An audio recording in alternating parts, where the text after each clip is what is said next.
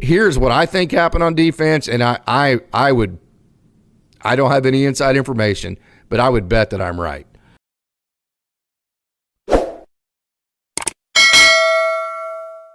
So you go get this young whippersnapper that runs an odd stack defense. You have all of these experienced coaches, we'll use that term, at Oklahoma State.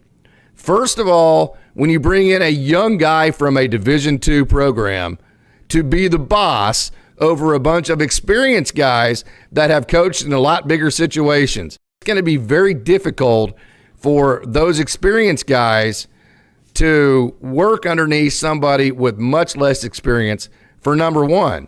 And then for number two, it's going to be even more infinitely difficult for this young guy to come in and convince these more experienced coaches that what his defense is better than what they have always done, especially whenever you have guys that have coached in a defense under Jim Knowles that were dominant, and a great defense. And so imagine being a young D2 guy coming in and trying to convince all of these experienced coaches at Oklahoma State that not only do they need to listen to him because he now is their boss, but they also need to change, and the old dog new tricks type of thing.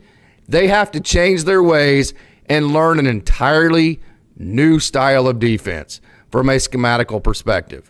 That was the job that Brian Nardo was tasked to do. Not an easy thing to do, right?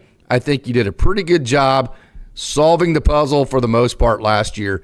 There was enough complementary football to where it felt like as the game went on, Oklahoma State was like an anaconda snake as Brian Nardo started figuring things out. It's like Oklahoma State just slowly squeezed the life out of all their opponents last year for the most part, and because of that, they won a lot of close games.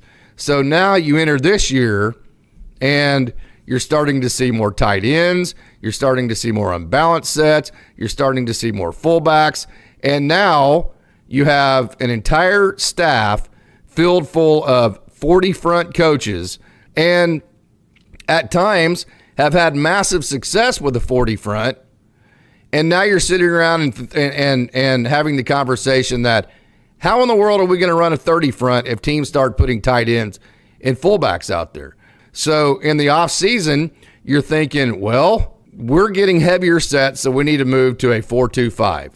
Now you're resorted to playing man coverage on the back, and now all you're seeing is rub routes, you're seeing pick routes, you're seeing other teams run our secondary off, quarterbacks scrambling off of that. You're hearing week after week how our defensive line is getting out of the rush lanes. Also, you're seeing backs flare out to get rid of linebackers. You're seeing blitzes that don't get home. And because of that, there's this huge gap between the defensive line and the secondary that has their backs turned to the quarterback.